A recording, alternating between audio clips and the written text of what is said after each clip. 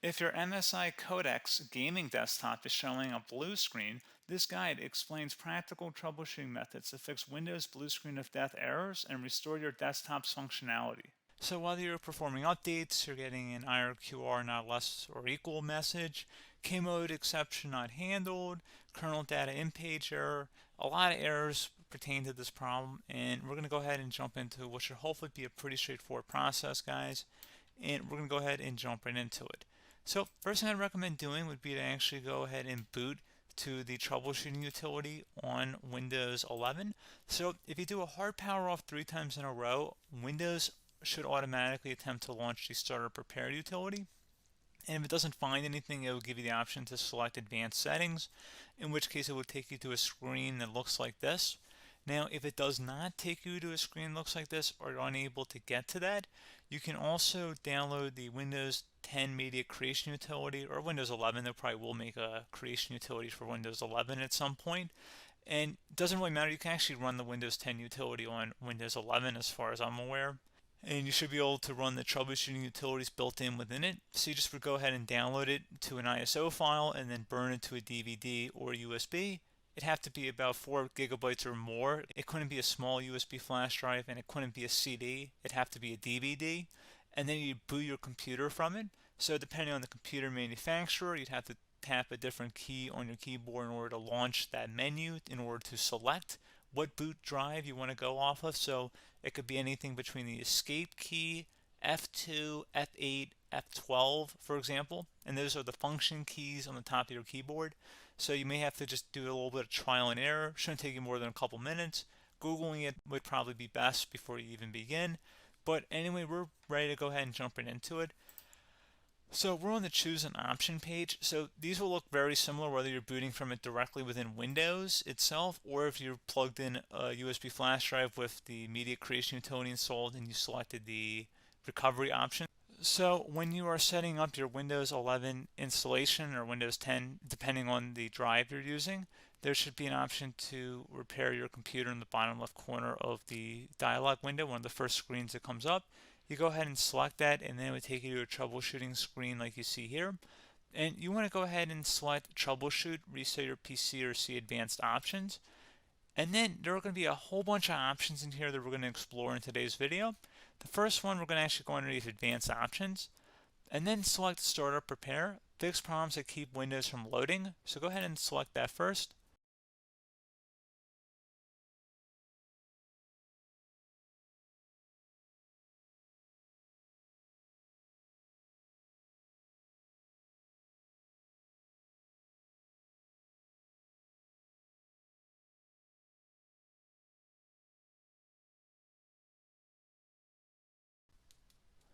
Okay, so you can see it could now repair our PC.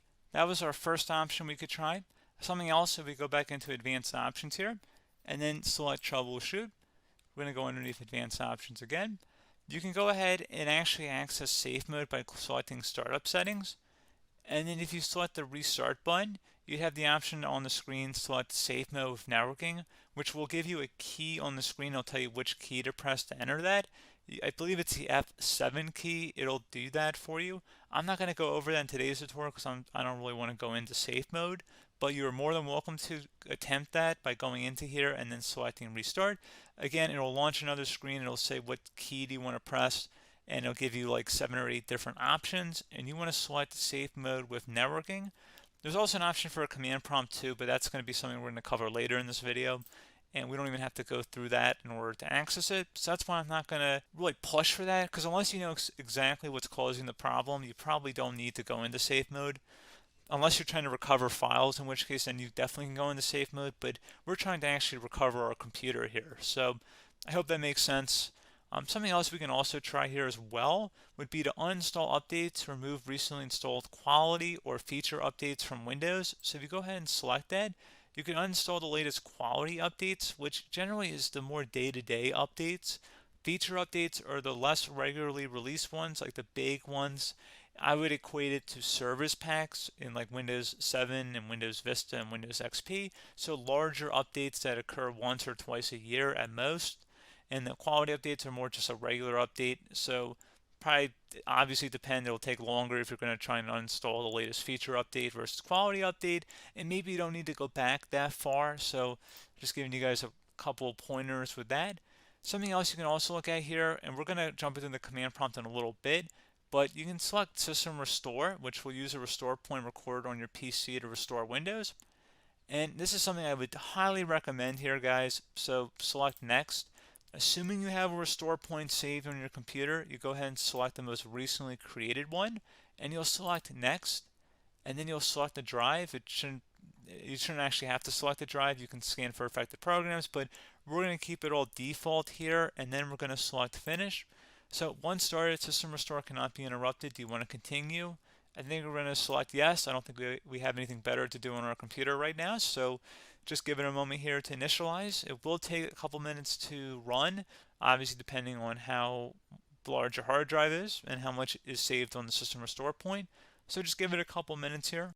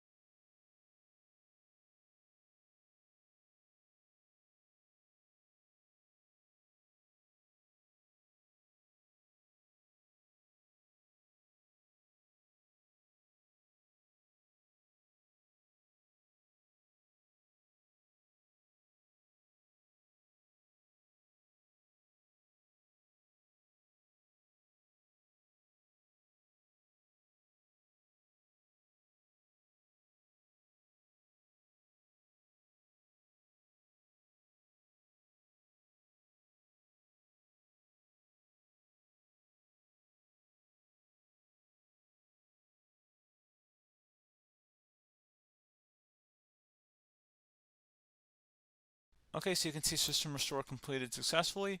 The system has been restored. Your documents have not been affected. Click the Restart button to restart your computer. Go ahead and select Restart.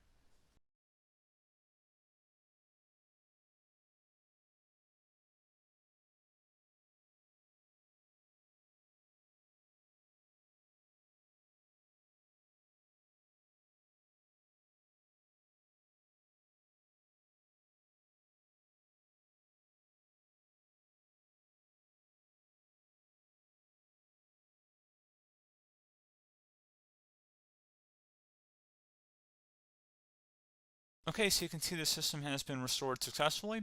We're going to go over a couple different methods addition to that if that did not work. So I'm just going to pause the video and we're going to start back on the recovery screen that we started with.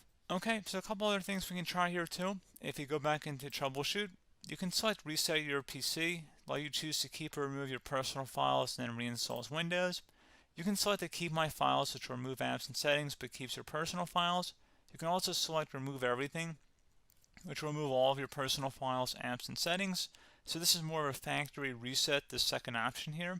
First option, it should not delete all of your personal files. However, it will pretty much clear most of your programs. And keep in mind, there's no guarantee that your information, number one, is even still available and easily recoverable on your computer to the point that you actually would be able to recover anything.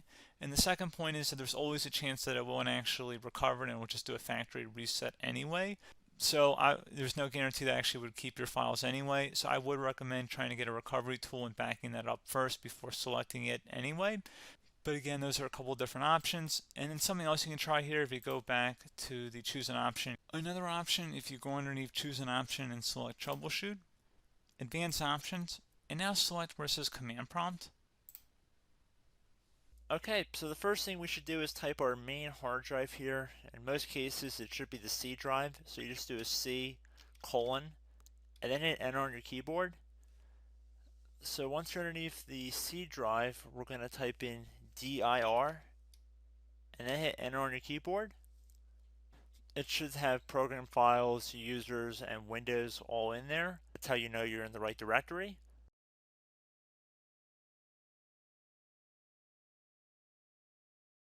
In some cases, it might be the D drive as well, so just keep that in mind.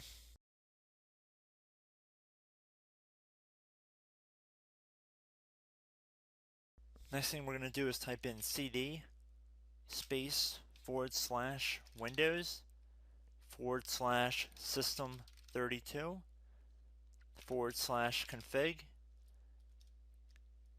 and then you're going to hit enter on your keyboard.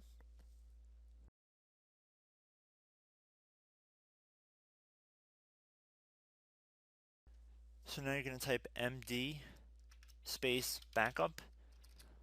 If you've seen other tutorials, it might also say to put down md backup. That's because the backup name is pretty common when you want to back something up. So you can name this whatever you want, doesn't have to be backup. So if you've already made a backup folder in the past, you could do backup 1, for example. So once you're done setting the name you want the backup to be called, hit enter on your keyboard again.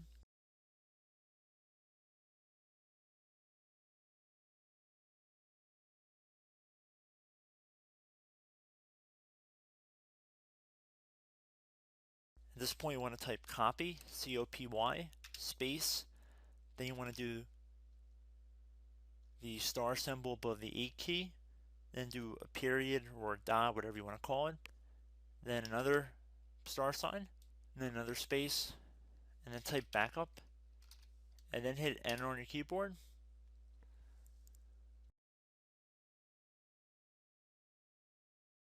Now you want to type cd reg back, REG BACK, and then hit enter on your keyboard.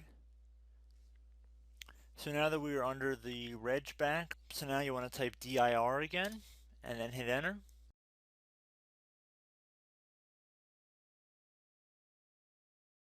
So now at this point we're going to type copy again. So copy, space, star sign, dot, another star sign, space, and then 2 dots. So we're going to type copy, space, star sign, dot, sign, star sign, dot, dot, and then hit enter on your keyboard again. So for overwrite, you want to overwrite all. So type A on your keyboard, so capital A, and then hit enter on your keyboard.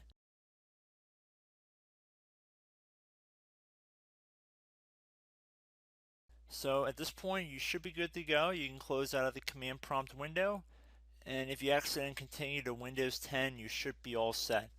So I hope one of these 3 or 4 different methods we went through in this tutorial helped you guys out. Again, I'm not sure if you guys heard me earlier, but try to go back into your safe mode if possible and uninstall any programs you know might be conflicting with the Windows startup if you can get into safe mode. So just keep that in mind. Something very simple like that could be blocking up everything. So again, I hope this tutorial helped you guys out, and I will catch you in the next tutorial. Goodbye.